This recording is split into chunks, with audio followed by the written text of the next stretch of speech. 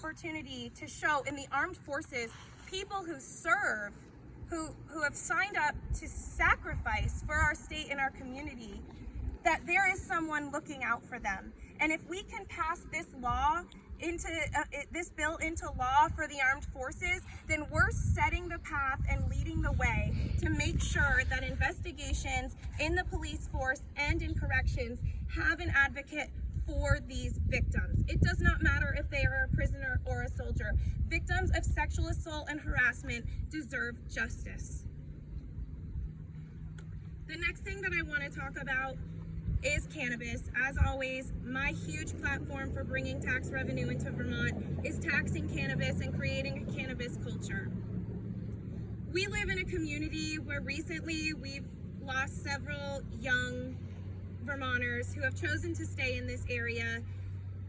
And collectively, between my husband and I, we've decided that we've lost about a dozen people over the last 5 years to drugs in southern Vermont. I can't imagine in a town like Springfield or in a town like Barrie, where your population is 3 times the size of ours, how many young people you guys have lost. I know drugs are a problem. We know drugs are a problem. And yet, how often are we reading about arrests? How often are we reading about incarcerations? How often are we reading about people being held accountable for selling drugs to people who die?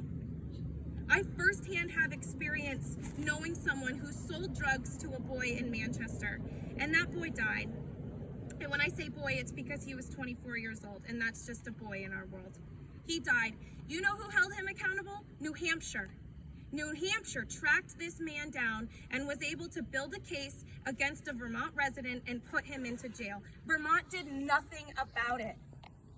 These are young people. These are triangles in time. These are the future of Vermont. These are the people who are supposed to be taking over jobs so our senior citizens can retire, and they are dying.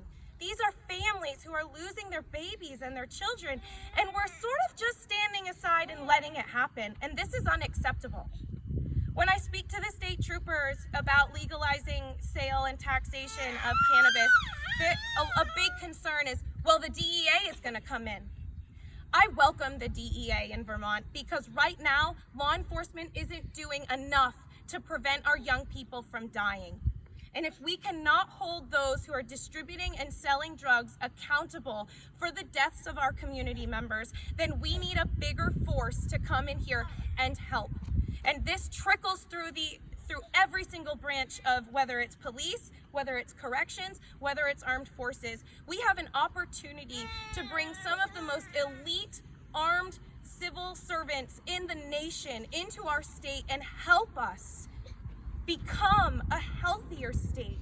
Help us become a more wholesome state. Help us to become a drug-free, lethal drug-free state. We can't fix the problem until we start to understand exactly why people are doing drugs. And for each person, I think that's going to be a unique situation. Whether it comes from prescriptions that end up leading to opiate usage and heroin, or whether it comes from depression, or whether it comes from other underlying conditions. Each individual addict has their own story. But what we can do is start to fight where they get these drugs and what drugs they're getting.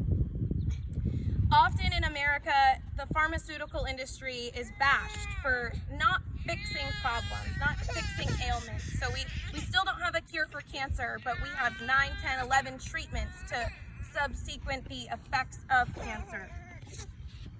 What we need to do in Vermont is listen to the peers of our addicts and listen to what they want in order to be able to keep creating a society they want to stay and live in. And right now, the peers of Vermont, of our addicts, have been saying for a very long time that cannabis culture is the fastest way to keep people here, to attract people here, and to give access to a form of medication that will not kill you, a form of medication that will not hurt other people while you do it, and then open the opportunity to study this ingredient and study THC to decide if it's an avenue that we can use to treat and help addicts of harder drugs that will kill them. We have an opportunity, and we must listen to the peers of those we have lost. You must listen to the voice of me. because I am integrated into these societies and into these families and into these people, and I have not heard a single person in the millennial generation say they don't want taxed cannabis. By not letting us have this, you are preventing young people from choosing to stay here. The droves of young people who move to Colorado and the West Coast instead of stay here are driven by cannabis economy, cannabis culture. You have to get on board with it. We have to make it happen. Pharmaceuticals cover a problem. Maybe cannabis is going to help cover a problem so that we can continue to dig into treating addicts and getting them the help they need. The families of addicts who say that they've seen their family members heal and recover advocate for longer prison sentences. They advocate for the opportunity for their family members to be taken out of a destructive environment, destructive patterns, and to be in an environment that is clean, that is progressively training them how to have adult coping skills and life skills, and has an opportunity to get away from the scene in which they began doing drugs to begin with. Vermont has an opportunity, because we are a small state, to totally reinvigorate the prison system, to take these people who should no longer, who once in prison should never be victims of sexual assault and harassment, and give them the opportunity to learn life skills and place them in different parts of Vermont or at their choice to become productive members of society. And cannabis culture, as they exit, is going to help them stay away from hard drugs. It's shown in other states, it can be shown here. The next jump I'm going to take is into curriculum. It doesn't have anything to do with cannabis, and it doesn't really have a whole lot to do with corrections, but everyone's getting ready to go back to school or go back online. So many things that I advocate for at the expense of the tax dollar. And here we are in a position where we have the highest property taxes in New England in order to pay for our education system. In America, the opportunity for freedom is a privilege, and it is something that people have sacrificed for hundreds of years. And right now, America and Vermont are acting like education should not be a priority. We are paying, as property owners, so much money to get people into our awesome, amazing school system. And yet up in Burlington, the majority of the school districts have opted for an online hybrid learning system. We have students that teachers are saying need to be in school environment classrooms for their safety, for the opportunity to eat, because poverty is a huge part of Vermont's economic problem, and children go hungry all the time, and at school is where they get food. We have many communities who have delivered food around to students, and they're still doing it, and they did it for free. Is it gonna be free next year? How come it was free at one point? How are we gonna now take people who have lost their jobs, who have lost their income, and now charge them for meals, even though we've given them for free while we gave them unemployment? Children need to be in schools. Children need to be surrounded by their peers, and they need to be surrounded by leaders. And at this point, I believe that in Vermont, you have two choices. If we do not go back to school full time, then the state of Vermont needs to lower property taxes by 50% immediately to offset the cost of what's happening in Vermont. It is unacceptable to charge people for services that no one is using. It is unacceptable to charge Vermonters for building, upkeep, maintenance, and for teachers who are not in school. We have students who need to learn. We have teachers who need to teach. And if we are too afraid to go back to school, then we need to incentivize Vermont to take a year off and then go back head on full strong next year, because we cannot keep sacrificing education because of fear. Fear is driving our economy into the dirt right now. Fear is driving people into their homes instead of to playgrounds. Fear is driving people to not go to the store and contribute to their economy. We have to get away from a fear-based structure of leadership and instead say, just like John F. Kennedy said, do not ask what your country can do for you. Ask what you can do for your country. Yeah. What have you done to say, I am here at your service for the taxpayers to make sure that our state stays as strong as possible. We must move forward without fear and instead put one foot in front of the other, with or without masks, and say our children deserve the best education system that we have built for them, and we will not hide at home in fear. We must do better for our kids. Kids are not able to read our mouths behind masks. Visual learning is such a key part of how our children advance to be communicators, and yet we're blocking our mouths from our children because of fear. They're now saying that necky masks, the ones that cover your neck, are not as effective as ear loop masks. I am going to tell you, as someone who has worked with fabric for many years, a necky mask and an ear loop mask are made out of the same exact thing, and that is cotton. To be told that a necky mask is not as effective as an ear loop mask makes me believe that as a nation, we are using masks as teddy bears. These are not real, true, genuine, shown ways to prevent the transmission of COVID. Instead, these are being used for comfort.